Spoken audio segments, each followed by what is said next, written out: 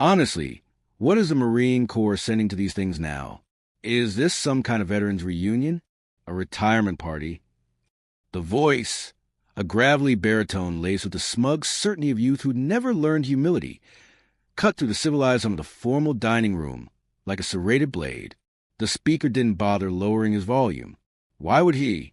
He was Sergeant Rex Rhino Gallo, fresh off a successful deployment, surrounded by his fire team of fellow Force Reconnaissance Marines, all of them convinced they were untouchable. The crowd at nearby tables didn't laugh. Not exactly.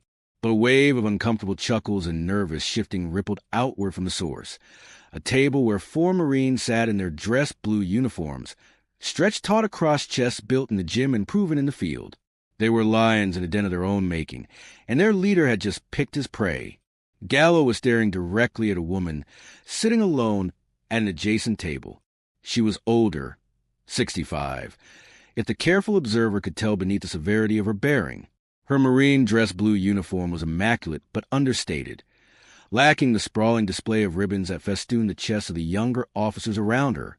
Her silver hair was pulled back in a regulation bun that emphasized the sharp, intelligent lines of her weathered face.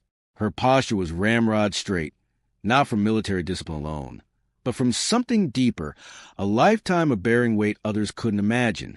Colonel Ana Reyes didn't flinch at Gallo's words. She didn't look up. Her hand, holding a water glass, remained perfectly steady, the condensation beating on the crystal like tiny frozen tears.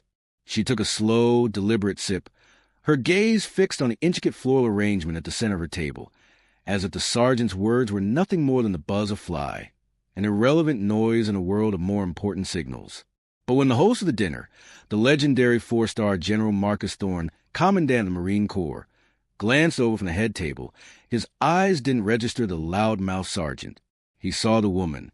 He saw the ramrod straightness of her spine, a posture not a mere discipline, but of coiled readiness.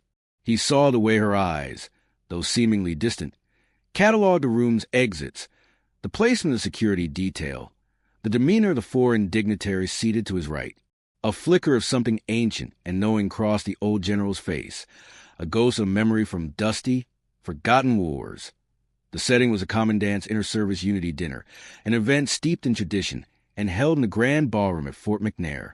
The air smelled of floor wax, old wood, and the faint metallic tang of polished metals. It was an arena of soft power where generals and admirals exchanged pleasantries, where colonels and commanders jockeyed for influence with carefully chosen words and firm handshakes. For the enlisted elite and junior officers invited, it was a rare glimpse into stratosphere command, a chance to impress and be impressed. Sergeant Rex, Rhino Gallo, and his fire team, however, saw it as their personal court, fresh from successful deployment in the Middle East and brimming with the invincible arrogance of youth. They viewed the world through the simple lens of their own hard-won experience. To them, value was measured in miles rucked, rounds spent, and doors kicked. Anything else was support. Anything else was secondary. Colonel Ana Reyes, by their calculus, was the definition of secondary. She was an anomaly at a table meant for combat arms leaders. At 65, she was older than anyone else in the room except for a handful of 4-stars.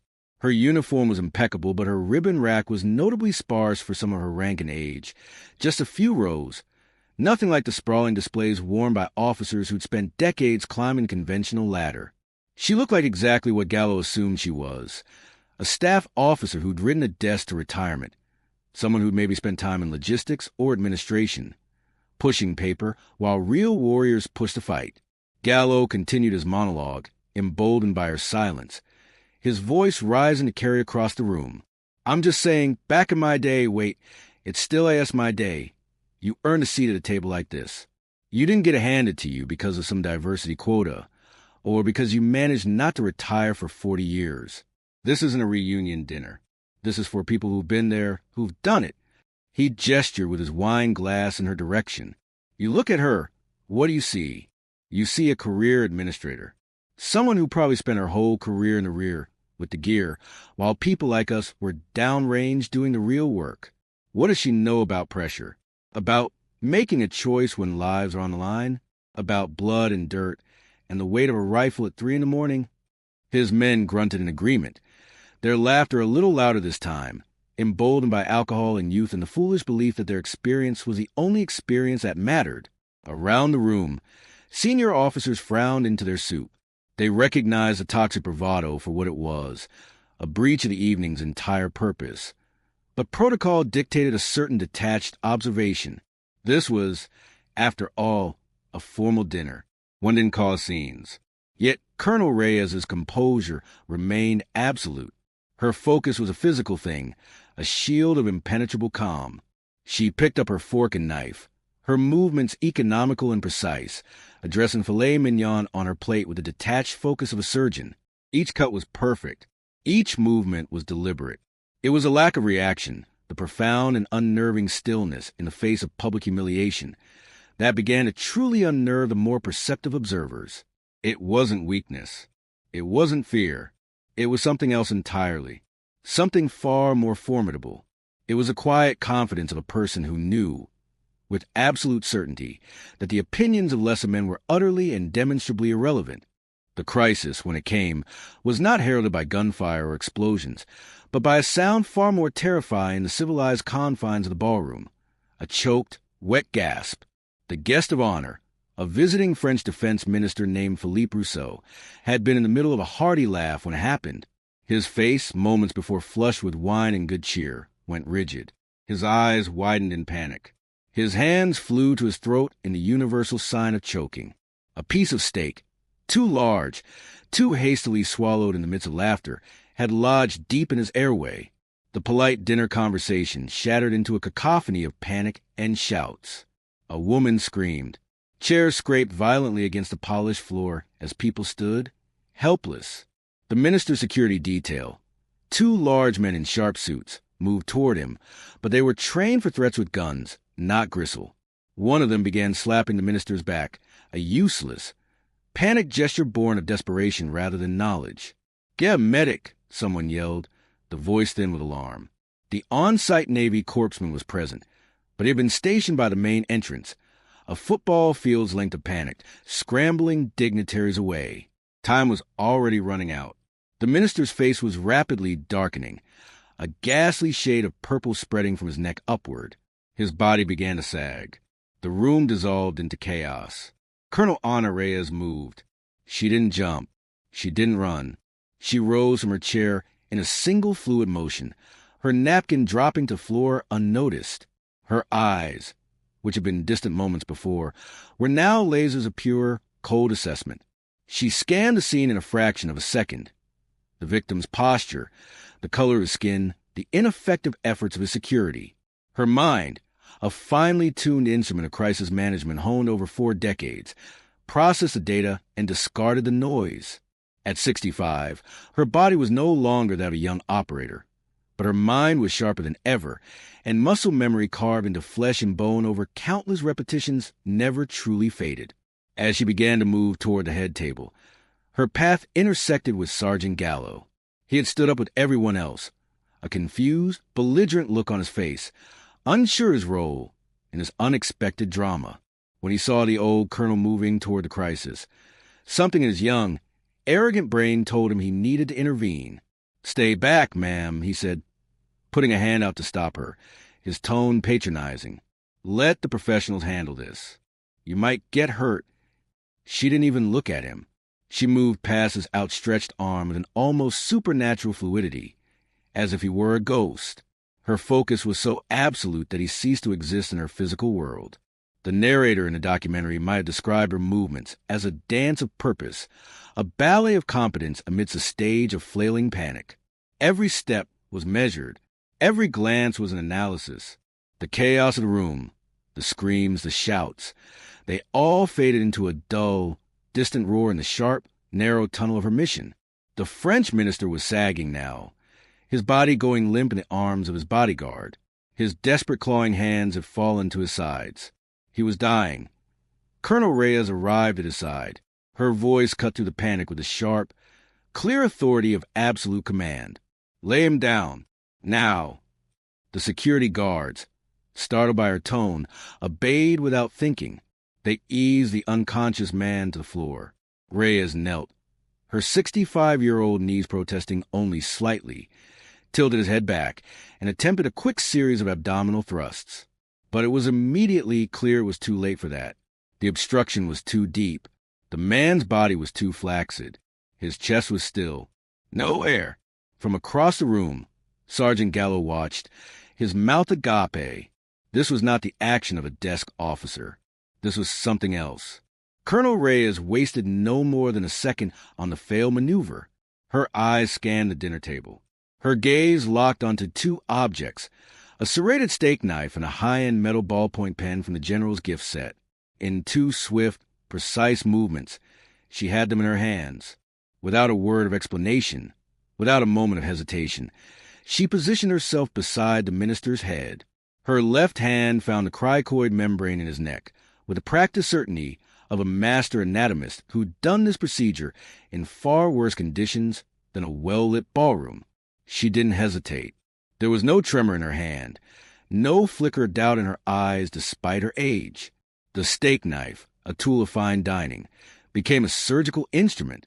With a short, precise, and brutally efficient motion, she made a small horizontal incision through skin and membrane. A collective gasp, sharp and horrified, swept the room. It was a sound of disbelief, of a social taboo being violently broken. Sergeant Gallo felt his stomach lurch. Several junior officers looked away. But Colonel Reyes was not finished. She took the pen, twisted it apart with practiced efficiency, discarding the ink cartridge. Using the hollow barrel as a makeshift tracheal tube, she inserted it firmly into the incision, angling it precisely to avoid damaging the surrounding structures. The entire procedure, from a first cut to the insertion of the airway, took less than 4 seconds. For a heart-stopping moment, nothing happened. The ballroom was utterly, deafeningly silent, the world holding its breath. Then, a sound, a ragged, wheezing, beautiful whistle of air being drawn to the pen's casing into starving lungs. The minister's body convulsed. He coughed, a spray of red mist, and then he took another breath, and another. Color began to flood back into his face, replacing the deathly purple with the pink of life. The on-site corpsman finally arrived, breathless, medical bag in hand, only to find the crisis already resolved. He stared, dumbfounded, at the silver-haired Marine colonel kneeling over the French minister, her weather hand calmly holding the makeshift airway in place, adjusting the angle slightly to optimize airflow. Her uniform was spattered with a few small, dark drops of blood. Her expression was the same as it had been all evening, a mask of serene, professional calm. In that moment of profound, echoing silence, every eye in the room was on her.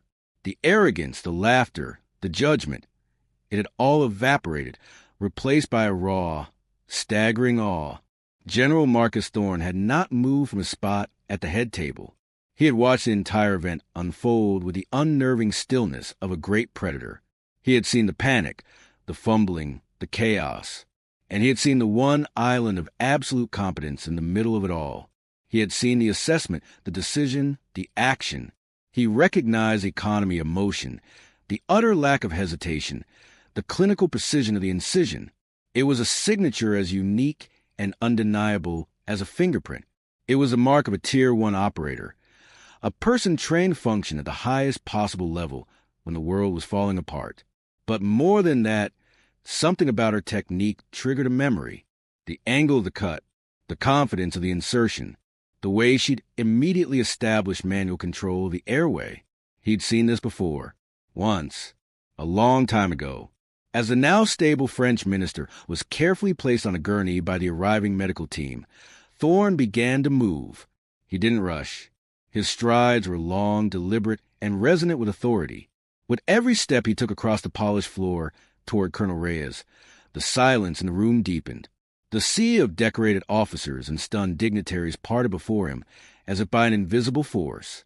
He walked past the pale, trembling security guards. He walked past the now conscious minister, who was being fitted with a proper oxygen mask. His focus was singular. He stopped directly in front of Colonel Ana Reyes, who was now standing, having briefed the corpsman in a low, technical murmur about the procedure and what to monitor for. She looked up at the most powerful man in the Marine Corps, her expression neutral, her hands held loosely at her sides. A single drop of blood was drying on her weathered cheek, a stark crimson mark against her pale skin. The general's eyes, the color of faded fatigues and hard-won wisdom, took in the scene. He glanced down at the makeshift surgical tools, the bloody knife and the disassembled pen lying on a napkin where she had carefully placed them. Then his gaze fell upon Sergeant Gallo and his men, who were frozen in a tableau of horrified realization. Their faces, once flushed with arrogance, were now ashen. They looked like schoolboys caught setting a fire, the magnitude of their transgression crashing down upon them in a wave of public shame. Thorne's jaw tightened, a subtle flex of muscle that signaled a cold, gathering storm. But first, he had something more important to do. General Thorne let the silence hang in the air, stretching it until it was a thin, humming wire of tension. When he finally spoke, his voice carried across the silent ballroom. "Colonel," he began, his voice softening with a respect so profound it was almost reverent, "I have not seen a field-expedient cricothyrotomy performed with that level of speed and precision since a very bad night outside of Kandahar in 2004. He paused, and in that pause, the room seemed to hold its breath again. The operator who did it then was a Marine gunner attached to a special task force out of Dam Neck, a woman in her mid-20s who'd already earned her place among the most elite warriors this nation has ever produced. The name dropped into the silent room with the force of a grenade. Dam Neck, Virginia Beach, the home of Naval Special Warfare Development Group, DEVGRU, the unit popularly and often incorrectly known as SEAL Team 6, and more specifically, in this case, the home of Marine Corps Special Operations Command liaison operators who worked with DEVGRU on the most classified missions the nation conducted. A collective, audible gasp went through the room. Colonels and commanders who had spent their lives in the military world understood the significance instantly. General Thorne's eyes never left Colonel Reyes. That operator, he continued, was credited with saving 17 lives on that mission, including mine. The room spun. Time seemed to stop. Thorne then did something that no one in that room had ever seen before, something that would be talked about for decades. The 4-star general, the 38th Commandant of the United States Marine Corps, a living legend of the institution, brought his heels together with a sharp click. He raised his hand to his brow and rendered a slow, deliberate, and perfect salute to the 65-year-old Marine colonel standing before him. It was a gesture that shattered protocol, a public display of deference from the highest echelon of the service to an operator whose work had been hidden in shadow for 40 years. It was the ultimate validation. "Colonel Ana Reyes," he said, his voice ringing with authority that carried to every corner of the ballroom. "On behalf of the United States Marine Corps, the United States Navy, and every guest here tonight, thank you for your professionalism then and now. Your actions have honored us all." He held the salute for a long moment before dropping his hand. Colonel Reyes returned the salute with equal precision, her weathered face revealing nothing. But those who knew her well might have seen the slightest softening at the corners of her eyes. Then General Thorne's eyes, now chips of flint, swiveled back to the petrified Marines at Gallo's table. "Sergeant Gallo," his voice dropped 20 degrees in temperature, "you and your team will report to my office at 0600 tomorrow. In your service, Charlies, you will be prepared to explain to me, in detail, why you felt you were qualified to pass judgment on a Marine Special Operations Command operator with 40 years of classified service to this nation." He let that sink in for 3 full seconds. "Dismissed." The last word was an execution. The story of the cricothyrotomy at the Commandant's dinner did not just spread, it detonated. It moved through the encrypted networks and secure video conferences of the global military apparatus at the speed of light. It was whispered in the corridors of the Pentagon, recounted in the ready rooms of fighter squadrons in the Pacific, and told with growing embellishment in the smoky bars outside of Camp Pendleton and Camp Lejeune. The details became legendary, acquiring the burnished patina of folklore with each retelling. The steak knife was no longer just a knife. It was a symbol of adaptability, of making do with what you have when lives are on the line. The pen was not just a pen. It was a testament to ingenuity under fire, to the training that turns everyday objects into life-saving tools. General Thorne's salute became an iconic image of humility and respect, a lesson in leadership that will be studied at war colleges for years to come. But more than any of that, the story of Colonel Anna Reyes became something else entirely. She became the living embodiment of a truth the military had been slowly, painfully learning, that the deadliest warriors don't always look like the recruiting posters. That age and appearance mean nothing compared to skill and experience. That the quiet ones, the ones who don't brag, don't boast, don't seek recognition, are often the most dangerous people in the room. In the barracks and chow halls, the story served as a brutal, effective corrective to the kind of casual arrogance Sergeant Gallo had displayed. It became a cautionary tale, a verbal head slap for anyone quick to judge a book by its cover. The phrase, "don't pull a Gallo," entered the unofficial lexicon of the junior enlisted, a shorthand warning against underestimating the quiet ones, the old ones, the ones who look like they belong behind a desk rather than behind enemy lines. Part 7, the lesson. At 0559 the next morning, Sergeant Gallo and his 3 teammates stood at rigid attention outside the commandant's office. They were immaculate in their service Charlies, their faces pale and sleepless. The door opened precisely at 0600. General Thorne was sitting behind his massive mahogany desk, a single-file folder placed squarely in front of him. He didn't tell them to sit. He let them stand there, marinating in their shame, for 3 full minutes of agonizing silence. When he finally spoke, his voice was devoid of anger. It was a cold, clinical instrument of dissection. "I have your files here, Sergeant," he began, tapping the folder without opening it. "Force reconnaissance. Multiple successful deployments. Letters of commendation. By all accounts, you are excellent at your jobs. You are warriors." He paused, letting them begin to hope. "But you are not leaders." The words landed like a hammer. Leadership is not about kicking doors and winning firefights. It's about judgment. It's about humility. It's about recognizing strength in others, especially when it doesn't look like your own. Yesterday evening, you failed in every single one of those aspects. Your arrogance didn't just embarrass this Marine Corps. It put you on the wrong side of history. He finally opened the folder. But it wasn't their files. It was Colonel Reyes's. He turned it around for them to see. The first page was mostly blacked out, entire sections redacted under top-secret/SCI classifications. But few lines were visible. Unit, Marine Special Operations Command, MARSOC/Naval Special Warfare Development Group Liaison. Qualifications: Special Operations Combat Medic, Master Parachutist, Lead Breacher, Advanced Close Quarter Combat Instructor, Survival Evasion Resistance Escape Seer, Level C Instructor. Medals: Silver Star 2, Bronze Star with V for Valor 4, Purple Heart 3, Navy Cross. The list went on, much of it redacted. "Colonel Reyes," Thorne continued, his voice low and hard, "has more time in direct action missions than your entire team combined. The reason she doesn't wear a chest full of fruit salad is because operators at her level don't. Their work is classified.